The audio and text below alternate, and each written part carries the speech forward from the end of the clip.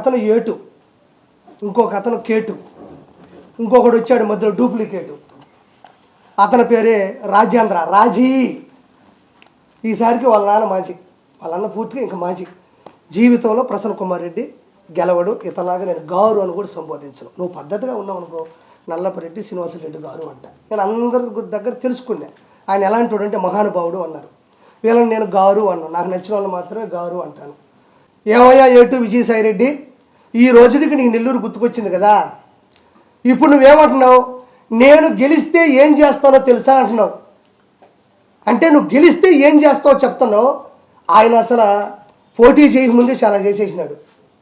ఎప్పుడైనా ఎలక్షన్స్ వచ్చే ముందు ఒక నెల, నెలన్నర, 2 నెలల ముందు ప్రభుత్వం హ్యాండ్ ఓవర్ చేసేసుకుంటుంది. ముఖ్యమంత్రి ఆపద్ధర్మ ముఖ్యమంత్రి అయిపోతాడు. ఎలక్షన్ కమిషన్ అనేది ఎలక్షన్ కోడ్ని విధిస్తుంది.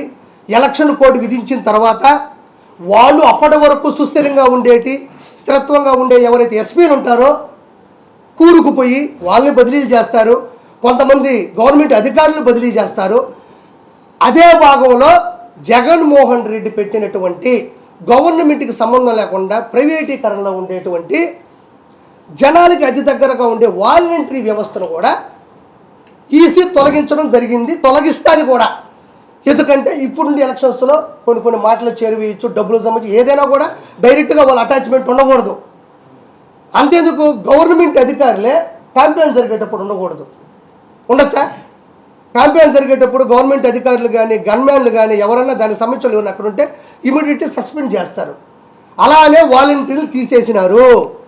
చంద్రబాబు నాయుడు చేతిలో ఉండదమ్మా, గ్లాసు చేతిలో ఉండదు, బీజేపీ చేతిలో ఉండదు.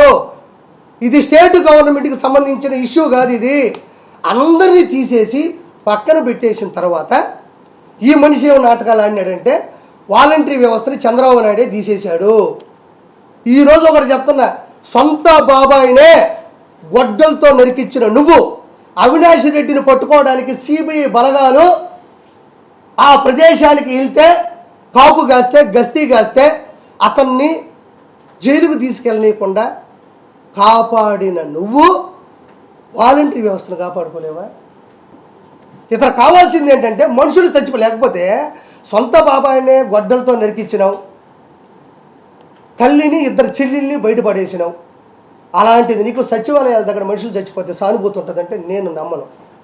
నీకు ఎవరి మీద ప్రేమ ఉండదు. అధికారం, అహంకారం, అధికార దుర్వినియోగం, అధికార ఆకాంక్ష ఇవన్నీ అడ్డు పెట్టుకుంటాడు.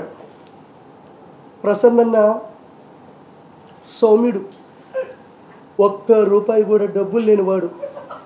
ఆయన మీద దేవుడి చల్లని ఆశీస్సులు ఉండాలంటాడు. సౌమ్యుడు అంటే ఎందుకంటే అమ్మా, ప్రసన్న మీ వరకు ఏదో మీ ఇంటి ఏదో కొండ ఉందన్నా, దాన్ని ఎత్తేద్దామా? ఎత్తేద్దామన్నా సౌమ్యుడు. తిరిగి మాట్లాడితే ఎవరు ద్వేషించే వాళ్ళు సౌమ్యుడు అంటారు. అంటే ఏంటంటే సౌమ్యుడు అంటే ఏంటంటే ప్రసన్న సౌమ్యుడు అంటే కొండలు ఎత్తేద్దాం, దేవాలయాన్ని నాశనం చేసేద్దాం, మనుషుల్ని చంపేద్దాం, సచివాలయం దగ్గర ముసలాళ్ళని ఇబ్బంది పెడదాం అంటే దాన్ని తిరిగి మాట్లాడేమో చీలిక, మంచిగా ఉంటే చేరిక.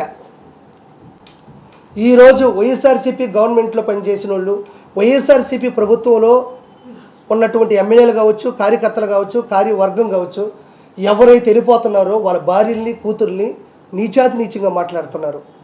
ఈరోజు మళ్ళీ చెప్తున్నా, ఏదో ఒక రోజు మీరు పార్టీ మారక తప్పదు వైఎస్ఆర్సీపీ నుంచి. ఈరోజు కాకపోతే రేపు, రేపు కాకపోతే ఎల్లుండు. ఆ రోజు కూడా మీ భార్యల్ని మీ కూతుర్ని అదే వైఎస్ఆర్సీపీ ఒక్క రోంతో కూడా కనికరం లేకుండా నీచాతి నీచంగా మాట్లాడతారు. ఆడోళ్ళని నీచాతి నీచంగా మాట్లాడుతున్నారు. ఒక్కసారి మీరు ఆలోచించండి, ఓటు ఎవరికి వేయాలనేది. విపిఆర్ గారు ఎంత చేశారు అన్నది నేను చెప్పాను. ఆయన ఏమీ లేనప్పుడే చేశాడు. పదవులు ఆయనకి అలంకరణ కాదు, పదవులకి ఆయన అలంకరణ. నీకు దమ్ముంటే రాజేంద్ర, ప్రశాంత్ రెడ్డి గారి తరపున నేను వస్తా, మీ అన్న కేటు తరపున డూప్లికేట్ అయినా నువ్వురా, మన ఇద్దరు ఒక అగ్రిమెంట్ చేసుకున్నాం. మా అన్న కోవూరులో గెలుస్తాడు అనే నమ్మకం నీకుంది అని అంటే నేను సంతకం చేస్తా. ఇద్దరు సంతకం చేసుకుందాం. మీ అన్న గెలిస్తే నేను కంఠం కోసుకుంటా, నేను గెలిస్తే నువ్వు కంఠం కోసుకుంటావా? నువ్వు ప్రెస్ మీట్ పెడితే నేను కంఠం కోసుకుంటా అంటావని నేను ఆశిస్తున్నా. ఈరోజు పార్టీలో ఎంతమందినైతే నమ్మి చేర్చినారో వాళ్ళందరినీ కూడా వాళ్ళు నమ్మకంగా చూసుకుంటారు. ₹10 డబ్బులు ఇస్తారు. వాళ్ళు చూడని డబ్బులు కాదు. ఈ అష్టదరిద్రులాగా విజయసాయి రెడ్డి దగ్గర డబ్బులు తీసుకునే స్థాయి కాదు.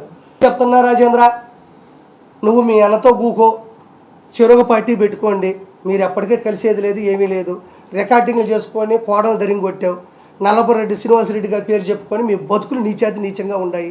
విజయసాయి రెడ్డి దొరికినాడు మీకు, ఇంకా పోయేదంతా అట్టే ఉంటుంది. జగన్మోహన్ రెడ్డి ఓటమి కోసం పుట్టిన కూటమిది. ఆ రోజు రావణాసురుని చంపడానికి కూడా రాముడికి బలం సరిపోలే, వానర సైన్యం కావాల్సి వచ్చింది. అతన్ని అంతం చేయాలంటే పైపాటి బీజేపీ కూడా దిగాల్సిన పరిస్థితి వచ్చింది. ముగ్గురు అన్నదమ్ముల్లాగా పనిచేయాలి మనం. అతను మంచోడై ఉంటే ఈ ముగ్గురు మీద మీరు ద్వేషించడంలో తప్పులే. ఈ చదువులు నాశనం చేస్తున్నాడు. ఒక్కొక్క పిల్లోడు వైఎస్ఆర్సీపీలో రౌడీల్లా బిహేవ్ చేస్తున్నారు. చదువు సంధిని మొత్తం మాయమైపోయినాయి. అడ్డదిడ్డమైన ముందు ప్రవేశపెట్టాడు. ఆడవాళ్ళకి విలువ లేదు. దేవాలయాలు కూల్చివేత చేస్తున్నాడు. ఇతర మతాలని దూషిస్తున్నాడు. సొంత తల్లిని చెల్లిని పక్కన పెట్టాడు. బాబాయిని చంపేశాడు. ఇవే క్వాలిఫికేషన్స్. కోడి కత్తి సీను ఎయిర్పోర్ట్లో ఏ కత్తితో కొట్టి చచ్చిపోతాడమ్మా జగన్మోహన్ రెడ్డి? ఇంత చిన్న కత్తితో పొడిస్తే జగన్మోహన్ రెడ్డి చనిపోతాడా? అంత పెద్ద క్యాడర్ ఉంది వాడి మధ్య ఇతను పొడిచి అది అతని జీవితం నాశనం చేసినాడు. కోడి కత్తి సీను జీవితం నాశనం చేసినాడు. అతను జైలుకి పంపించి బయటకు పంపించేస్తే ఏమనుకుంటారు జనాలందరూ? అంత పెద్ద ప్రాబ్లం చేసినవాడు కూడా ఈరోజు బయట తిరుగుతున్నాడు అంటే దాని అర్థమైంది ఇతనే పంపించాడు అనుకుంటారు. కాబట్టి అతను లోపలే వదిలేసినాడు, ఇంకా బయటికి రానికుండా. ఆడు పోయి ఏడ్చుకుంటున్నాడు చంద్రబాబు నాయుడు గారి దగ్గర. ఇప్పుడుండే పరిస్థితుల్లో ఈ కూటమి జగన్మోహన్ రెడ్డి ఓటమికి చాలా అవసరం. ఈ కూటమి అన్నదమ్ముల్లో చూడాలా. అతన్ని ఇంకొకసారి ఇంకా మన జీవితంలో మాజీ ముఖ్యమంత్రిలానే చూడాలా, మాజీ ఎమ్మెల్యే ప్రసన్న కుమార్ రెడ్డిలానే చూడాలా. దీనికి మనం దోహదపడితే మనం బాగుంటాం. నెల్లూరులో వేమిరెడ్డి గారు రాకముందు, వేమిరెడ్డి గారు వచ్చిన తర్వాత అన్నట్టు చరిత్ర మారిపోయింది. జన సైనికులు అండగా ఉన్నారు, బీజేపీ అండగా ఉంది. మనందరం కలిసి పనిచేసి ఆ రావణాసురుని వధించి మనం గొప్ప స్థాయికి వెళ్ళాలా.